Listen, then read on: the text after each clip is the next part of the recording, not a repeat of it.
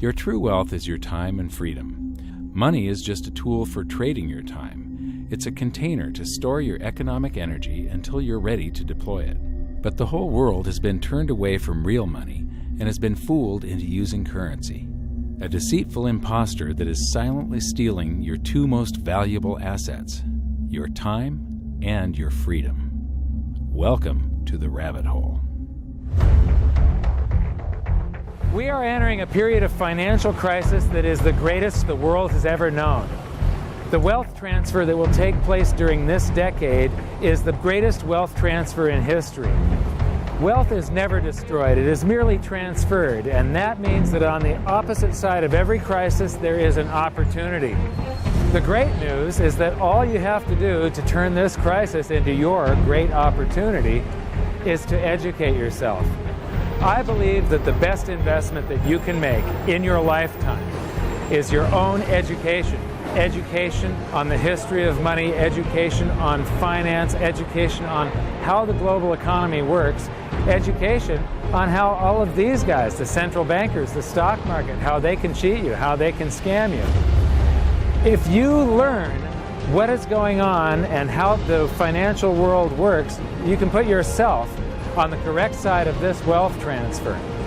Winston Churchill once said that the further you look into the past, the further that you can see into the future. This program is all about creating your own crystal ball, being able to gaze into the future, being able to change this crisis, the greatest crisis in the history of mankind, into your great opportunity.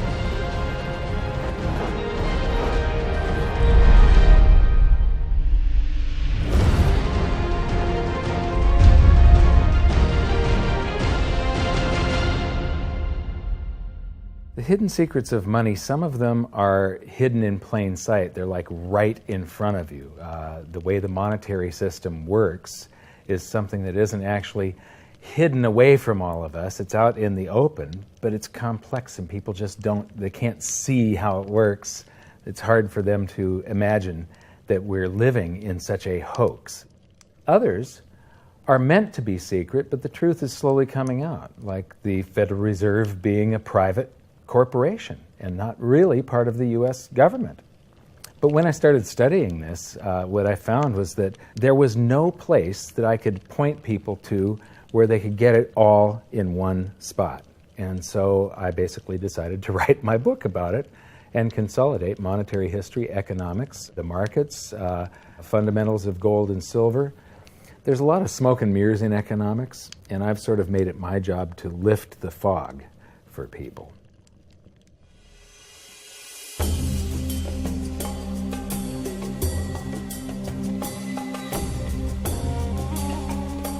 Welcome to Egypt. This is where it all began. Roughly 5,000 years ago, the Egyptians started using gold and silver as their predominant form of currency. But it was not yet money. The pieces of gold and silver that they were using were odd sizes and weights, odd purities, so it still was not interchangeable, where each unit is the same as the next. This meant that nothing really had a price yet. You couldn't put a price of so many coins on something because they didn't have coins yet. Trade was still difficult. It was still a guessing game when it came to the exchange of values. One of the reasons that we are in the financial mess that we are today globally is that people do not understand the difference between currency and money. Currency is a medium of exchange, a unit of account. It is portable, durable, divisible, and something called fungible. Fungible means that each unit is the same as the next unit. $1 in my pocket buys the same amount as $1 in your pocket. Money is all of those things plus a store of value over a long period of time. Even financial planners, bankers, your accountant, they don't understand the difference between currency and money. The currency in your pocket is a medium of exchange. It's a unit of account because it's got numbers on it. It's somewhat durable, it's portable, it's divisible in that you can make change, and it's fungible. $1 in my pocket buys the same amount as $1 in your pocket. But because governments can print more and more and more of it, and dilute the currency supply, it's continually transferring wealth out of your pocket, out of your bank account, to the government and to the banking system. The reason that gold and silver are the optimum form of money is because of their properties. It's an easy medium of exchange because gold and silver store a large amount of value in a very small area. It's a unit of account. Pure gold has the same value all over the planet. So an ounce of gold buys the same amount here in Egypt as it would in China or in the United States. It's durable. The same gold that Egyptians were using in trade 5,000 years ago is still here with us today. It does not corrode. It's divisible. You can make change with it. It's very portable. You could use something like oil as money. It's just that you can't carry around a barrel of oil on your back. It's fungible. Pure gold is the same wherever it is on Earth. Pure silver is the same wherever it is on Earth. It's limited in quantity. That's the reason that it maintains its purchasing power. Governments cannot print it. Over the last 5,000 years, only gold and silver have maintained their purchasing power. There have been thousands upon thousands of fiat currencies, currencies that are unbacked by gold or silver, and they have all gone to zero. It's a 100% failure rate. Well, fiat currency, of course, is a currency that exists at the dictate or by fiat from a government. You say they have their printing presses, and the paper money rolls off the printing presses. And then they give it the fiat designation, which makes the currency official. It's just worthless paper. But when Ben Bernanke gives it the special sign and they have the cult meeting at the Federal Open Market Committee meetings, it suddenly becomes currency. If you look at what's really going on, it's a con game. And so there's confidence. Well, the Federal Reserve is very forthright about what they're doing. If you read their websites, they'll tell you it's a confidence game. They tell you that there's no intrinsic value in their money. They'll tell you that they print it backed by absolutely nothing. They actually display all these facts. But if you tell somebody in the public that this stuff is created out of thin air, there's no backing whatsoever, it's absolutely worthless, it's about as valuable as monopoly money, they'll look at you like you're nuts. Is there an example throughout history of a fiat currency, a piece of paper that's unbacked by anything, surviving? Short answer, no. Long answer, no. And here's why. When Addison Wiggin took over at the Daily Record, when they got cranked up, Bill Warner asked him to catalog all of the fiat currencies throughout history and what happened to each of them. Addison dutifully went to work. Within a short period of time, he had gone through the alphabet. All the fiat currencies that started with the letter A were done. They all went to zero. He was halfway through the letter B, and all the fiat currencies that started with the letter B, and there were 600 of them in just the first letter and a half of the alphabet, and every single one of them went to zero. Every one. 600 fiat currencies that start with the letter A, and half of the ones that start with the letter B are 600 of these things. Not one ever came close. Do you think this one, the United States dollar, is going to be the first one after all that? I don't think so. No. No currency, fiat currency has ever survived. None. The thing about money is there actually is a fairly well accepted definition of what money is. The question is, as you apply that definition to particular things that people claim to be money, do they fit the definition? We'll just take the paper dollar, for example. How well does it perform those functions? Well, store of value. The dollar has lost 95% of its purchasing power since the creation of the Federal Reserve in 1913. So not very good as a store of value. One of the things I do is just a way to get the audience's attention is I have a slide, and there are three pictures on the slide. One is a pile of monopoly money. The other one is a pile of Federal Reserve notes, what Americans would call paper money. The other one is a solid gold American Eagle 1 ounce coin. And the title of the slide is, which of these is not like the other? And if you know the show Sesame Street, or you have children who watch it, it's one of the favorite vignettes in Sesame Street. And what it really is a kind of IQ test for 5-year-olds. They're supposed to look at the three things and look at characteristics and find the one that's not like the other. Well, I've shown this slide to groups of Ivy League university professors, and I've also shown it to, children, kind of 5 years old, my nieces and nephews and so forth. And when the professors look at it, they say, well, clearly the dollars are not like the others because gold has no role as money, and monopoly money is junk, and the American dollar is a store of value, so that's not like the other. But the children look at it and they say, well, the gold coin is not like the other because the other two are just piles of paper and the gold coin is clearly something different. So my question to the audience is, who's smarter, a 5-year-old or an Ivy League professor? Before World War I, each note that a Treasury issued would say that there have been deposited with the United States Treasury $20 in gold coin payable to the bearer upon demand. The money was in the vault. The currency was a note they gave you that was a claim check, only a claim check on the money, the same as if you go to the dry cleaners and you give them your shirt and they give you a claim check for your shirt. The value is that shirt at the dry cleaners, not the piece of paper that says that you own that shirt. So our currency that circulated was the paper US dollars, and they were claim checks on money. The next hidden secret is the difference between currency and money. Money must be a store of value and maintain its purchasing power over long periods of time. As we progress through this series, you'll learn that national currencies are really a tool used by the government and the financial sector to leech away your time and your freedom by stealing your purchasing power. So rather than storing your economic energy, currencies leak. Now compare that to the gold and silver the Egyptians were using. Like I started with, it still wasn't money because it wasn't interchangeable yet. But they were on the right track, as gold and silver have proven over thousands of years to be the ultimate store of value. Gold is only formed when a star explodes, a supernova, and it stays around forever.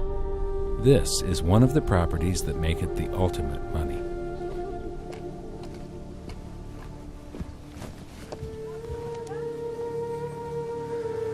People are amazed that after 5,000 years, the pyramids are still here. But what I'm more amazed at is that the currency that the people that built this were using, that currency, that gold and silver that they were using in trade on a daily basis, is still around today. It may have been melted down and re-refined, and it's in a coin or a bar or in some piece of jewelry, but it's still with us today, and it still purchases something. Yes, it is the ultimate money because there is nothing else even in the same league. It's divisible, it's permanent, it's a store of value, it's a unit of account. It's got everything you want out of money, but it doesn't go away, and it can't be increased. That is what makes gold the most beautiful money of all. What more could you ask out of a money? It keeps governments under control. You can maintain a solvent system. Governments don't like gold at present because they're getting away with the fiat currencies, and they'll do everything they can to discredit it as an asset class. I mean, my goodness, gold has outperformed the Dow Jones Industrial Average in each of the last 7 years, yet it's not considered a legitimate asset class. Why? Again, it's the fear that maybe gold will be imposed on the system, that it will constrain government ability to spend beyond its means. They can't print it. They can't print it, no. The proper definition of inflation, I use Milton Friedman's definition. Inflation is an expansion of the currency supply. Deflation is a contraction of the currency supply. If you expand the currency supply, eventually prices will rise. And if you contract the currency supply, eventually prices will fall. This is a pool, but it's not a pool of water. This is the currency pool. And these are prices. And if you expand the currency supply, prices like a sponge in water have to rise to suck up the excess currency. Governments never stop printing more currency and adding currency to circulation. Therefore, prices keep on going up, not because the stuff that you're trying to buy is changing. The real estate doesn't change. What has changed is the currency purchases less and less. It's the currency going down, not prices going up. The truth is, what we have that makes our world work right now is a big story. None of it's real. It's all just promises. And if you think about it, that's how currency began to work in the beginning. You know, before we had currency, we had barter. I'll give you 3 coconuts and you give me 4 fish, because that's kind of a fair exchange on coconuts to fish. But that got complicated, so we had to invent this thing called money to be a divisible, portable medium of exchange. And the challenge is that we lost that a long time ago when we lost having things of value be our currency. And now we have this thing called numbers and accounts. But trust me, it is not real. It's a big made-up story. One of the biggest make-believe stories ever is called quantitative easing, which sounds complex, but it's really just a smoke and mirrors term for currency creation. QE started with the banking bailouts back in 2009. This currency was created out of thin air and then given to the banks, who paid themselves record bonuses in reward for crashing the world economy. This is a global phenomenon, but all you have to remember for now is that whether it's QE bailouts or stimulus programs, these are all just voodoo, hocus-pocus terms for increased currency creation. I believe gold and silver will reassert themselves as money. And when they do, there just isn't enough. And their purchasing power is going to go up many, many, many times. Egypt is an amazing place. There's a franticness about it, and utter chaos, especially like the traffic. But when it comes to like all of the merchants that are trying to get every last dime out of you, you get fleeced to the point where you come back with an empty wallet. But you know what? They're amateurs compared to Wall Street. In the past several years, I've spoken in many countries about the crisis that's coming, and a lot of people think that they're going to be okay in their country, that it's only going to happen to the United States or maybe the United States in Europe. But what they don't realize is that this is a global phenomenon. I got to show you something here. This is base currency in the United States. This is the number of paper dollars that exist, basically. It took 200 years to go from no dollars in existence to 825 billion. And then we had the bailouts, and then we had QE1, quantitative easing 1, then QE2, and then we had QE3, and then QE4, and then soon we're going to have QE57 and QE382. And it isn't just here. This is what the Canadian currency supply looks like. This is Australia, South Africa, Russia. Now, this starts out in just the year 2001, and this is like 18 times more currency in existence in a little over a decade. Here's Singapore, same story. Look at that, since the crisis, just bam. India, China, every government on the planet is doing this insane deficit spending and expanding their currency supplies, doing bailouts. And history shows that there is no example of this turning out well. It is sometimes amazing that we haven't experienced more inflation than we have. If they keep expanding the money supply so vastly, why aren't our prices growing faster than they really are? And the answer is that a good chunk of the money that the Fed created has been shipped overseas. I remember early in my research, I heard this expression that the Americans have exported their inflation. I thought, what is that? How can you export your inflation? Put it in a box and send it out? What do you do?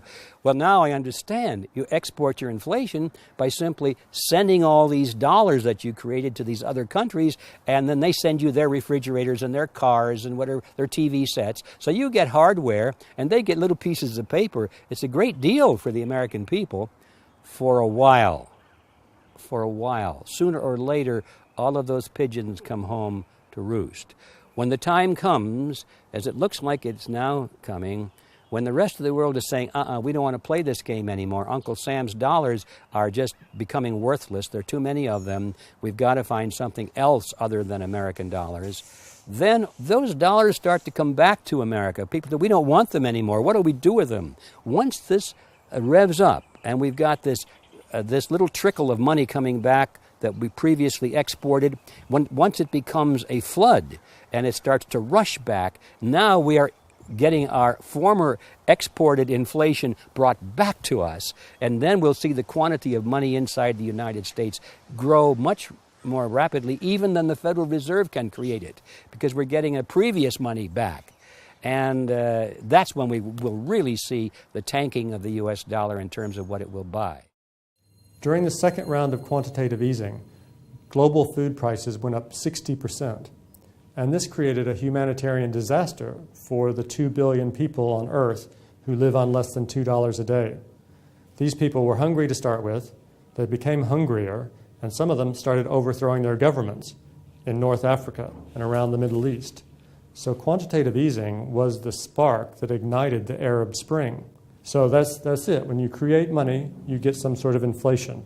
It just depends on where the inflation goes. It's all going down, down, down. Peasants are reeling from a game of coins and crowns. Given the premise that you have a permanent underclass or poor class, and how does inflation affect them disproportionately, it affects them basically in the percentage of their income that goes to food. And we see this as a ratio, and we know that there are some danger points. For example, in Egypt recently, once that ratio got to 40% of income going to food and the price of food rising due to inflation, when it got to 40%, that's historically a point where people actually stage a revolution. That's exactly what we saw. The French Revolution, similarly, was all around the price of food getting to a certain critical point where people simply, the risk-reward for revolution was favorable toward revolution. When they print it up, then it all goes down. Well, exactly right, because when you have a runaway inflation, it's punishing the very people who are most productive in society. In other words, the people that produce more than they consume and save the difference. The problem is that those productive people, the savers, save in their national currency. And unfortunately, the national currency is just a fiat piece of paper at this point. So when it's destroyed through runaway inflation, that $100,000 that you were hoping to retire on doesn't exist. And the things that you were going to buy with it and provide for others don't exist either. Now what are you going to do? So that all seems pretty scary. However, this is going to happen, and you can only play the hand that you're dealt. But the great news is that gold and silver always end up doing an accounting of the expansion of the currency supplies. Basically, the will of the public and the free markets.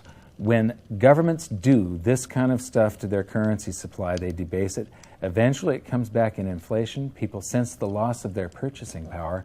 They rush back to gold and silver, and they bid the value of the gold and silver up in the country until it meets or exceeds the value of all the currency in circulation.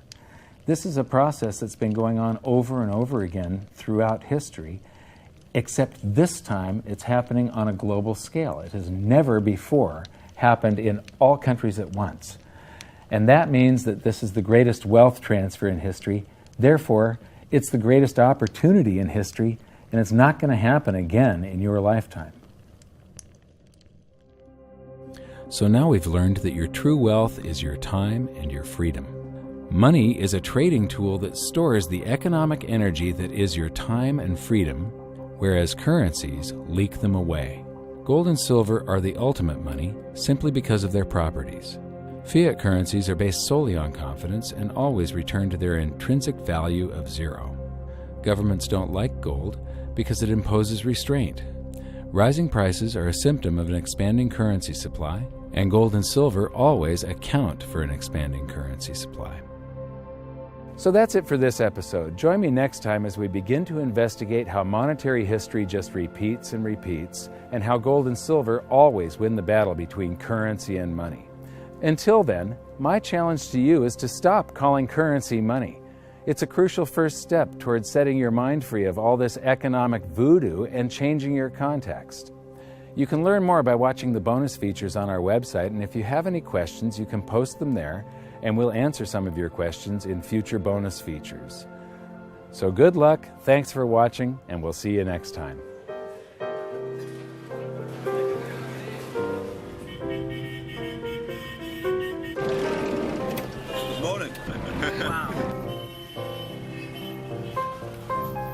What does fiat mean? It comes from the Latin for crappy car.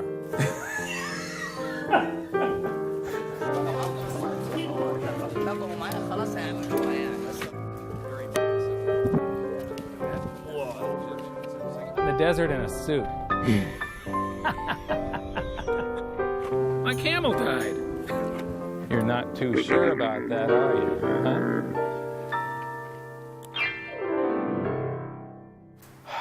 I am ready for a good long nap.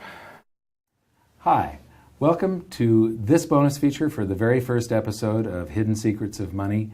And this is currency versus money. So that's the major topic that